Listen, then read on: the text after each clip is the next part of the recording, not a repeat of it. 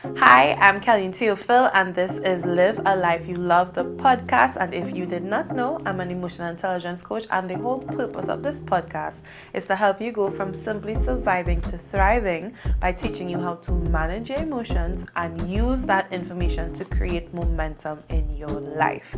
I am so excited for the topic that we have today. I have started a series that is all focused on love. We know we're in February and this is the month of love, but I want to take it from a different perspective. You know, every time we think about love, we're talking about that romantic sense. We will get to that, but today we want to start at the very beginning, the most important relationship that you need to focus on, and that is the relationship with yourself. So the question that I have been thinking about, I have a lot of thoughts about it, is how do you know usually when somebody loves you? Like, what is your meter for it? Or is it that the person buying gifts for you? Is it when they are expressive by the things that you do? We use different meters of the things that tell us that people love us, right? I've often wondered, the same way we know how to measure the way people love us, how come we don't apply that same thing to ourselves and the way that we love ourselves? And I think it's the reality that in conversation, in all contexts, we're very little taught that loving ourselves is very important. Now, of course, we know this new movement of self-love is going around. Hug yourself. That's cute and all. And I don't mean it like that, so no disrespect to anybody who's on that. I hug myself. But I'm really talking about that deep sense of appreciating who you are, understanding who you are, and then allowing that foundation to now, of course, inspire the love that you have for other people.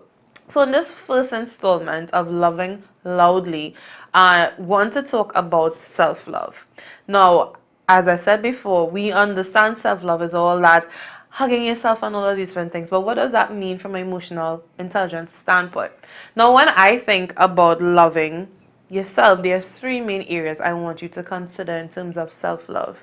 And the first area, to know whether or not you love yourself, the first measure really is how you feel about yourself. Have you ever been in an incident, something happened, and you're like, oh my God, I'm so stupid? Or you're like, I can't believe that I was so dumb to do something like that. Or you'd be like, oh gosh, Kelly, man, why are you so stupid? We've had instances where we respond to ourselves internally like that. And while a lot of you be like, yeah, but it's not a big deal, understand that our internal conversation about ourselves and situations give you an idea to how you feel about yourself. The way you feel about yourself is so important. It is very important because I can tell you this, the way you feel about yourself is going to trigger the other two measurements that we're going to talk about. One of the things I've learned is that people who foster negative feelings about themselves, it manifests itself in some very dangerous ways. One of them being low self-esteem. Now, of course, as teenagers, we talk about low self-esteem. You had acne, and I didn't think I was all of that. And we think that low self-esteem is only something that happens to teenagers. But I work with so much people who don't understand how low self-esteem manifests itself in adults. So analyze yourself and think if you can relate to any of this. Because of how you feel about yourself, you're less likely to show up and do something in terms of take an opportunity because you don't feel you're capable. And I know somebody just went, oh gosh, Kel, that's me. Because it's true, it happens. And so the way you feel about yourself dictates sometimes the things that you do and the things that you show up for yourself. Or sometimes you're unable to even look yourself in the mirror and appreciate the fact that, you know what, I am beautiful, I am all of this. And so you have to be very careful about that dialogue you have about how you feel about yourself. Is it that you now need to change that? Because if it does not change, it can impact the other two measures that we're going to talk about. So you have to honestly ask yourself, how do I feel about me? Am I living in a state of disgust, of disappointment, of mistrust with myself? How do you feel about you? It's something that I have to do in terms of that introspection continuously. I have to check in different scenarios. You're going to feel different about yourself.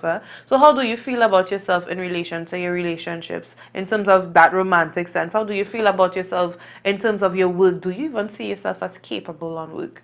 Do you see yourself as having the potential?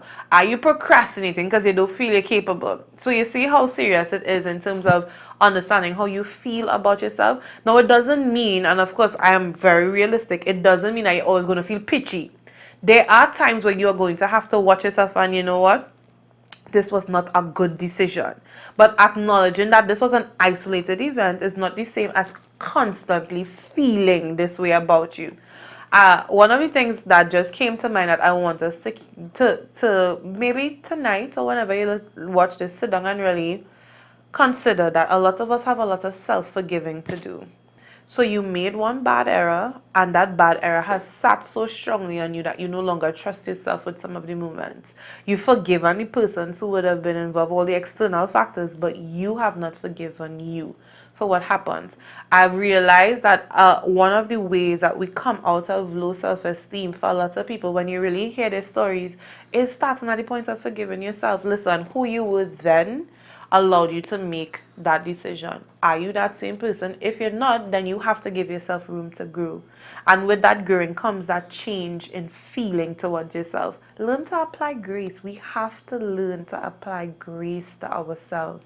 It is important. You are learning, you're growing, and you're evolving. So one of that first measure to understanding or to loving yourself, is how you feel about yourself. Now, of course, we know that it is layered. So you measurement number 1, how do I feel about myself? Measurement number 2 is how you treat yourself. Listen to me. If we were in the same room and I asked you, how many of you think that you treat other people well?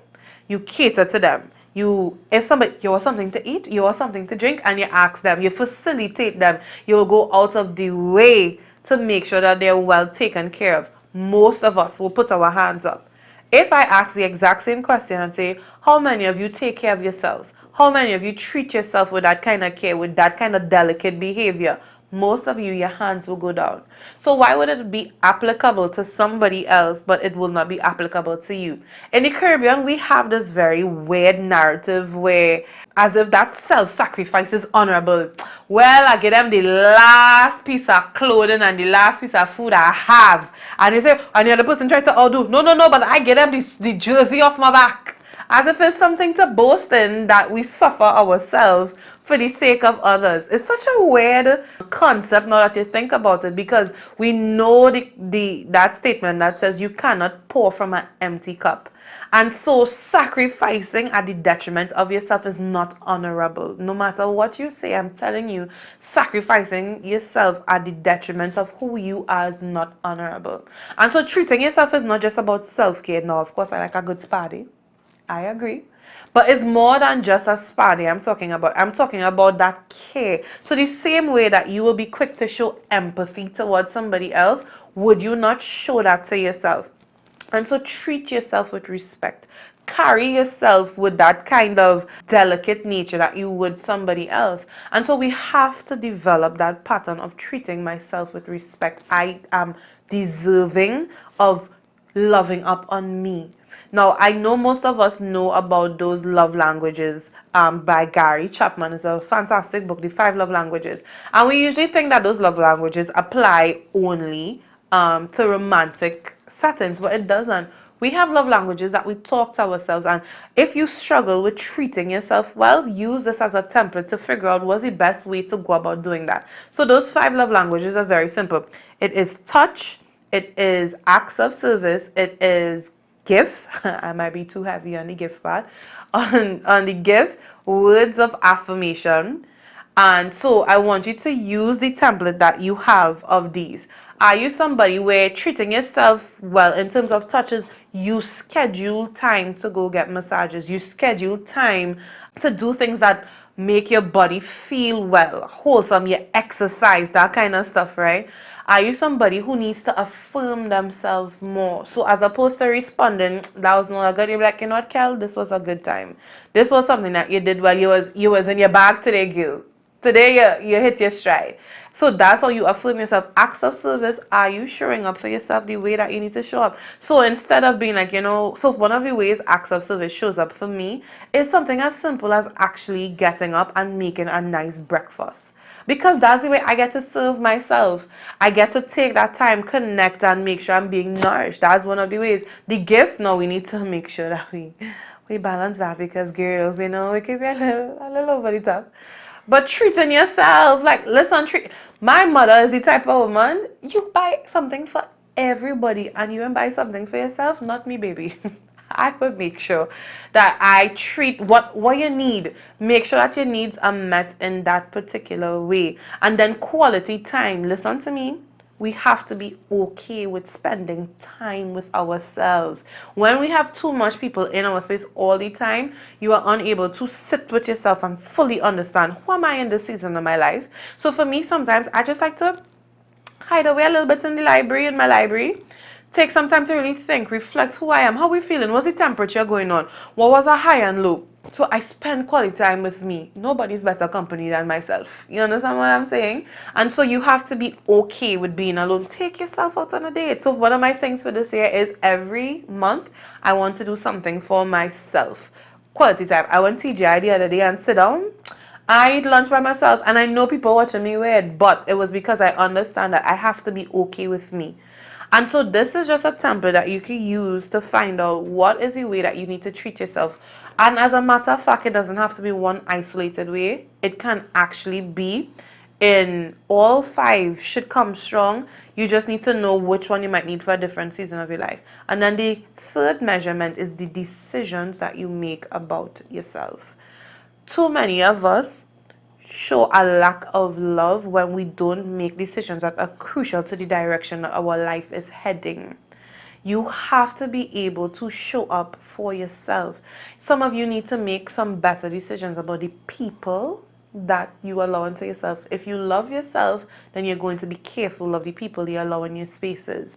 And so do you need to make a decision about some toxic people that you need to regulate that relationship with? Do you need to make some decisions about the opportunities in your life? Procrastination is in some way a illustration of not believing that what you have to offer, what you have to do is worth your while. And so you have to understand, is there a decision that you need to make that you've been putting off? That decision will make a difference in your life. Here's why making good decisions for yourself is important. This is where all of it is tied in. If you make bad decisions for yourself, you begin to resent yourself. A person that resents themselves is going to be stagnant because you don't even see yourself as worthy of making some moves, some boss moves that might be necessary. And so this is why your decisions are important. I don't want any of us to ever live in a space where we have resentment towards ourselves. So what are some decisions that you've been putting off that you know will be necessary to alter your life? The people that you see that people part. And as well as some of the opportunities, your skills. Are you maximizing your skills to the best of your potential? So what did we talk about today? We talked about 3 main measurements that will be necessary to help you know what your temperature is on that self-love. The first one is, how do you feel about yourself? Examine your internal dialogue to get that answer.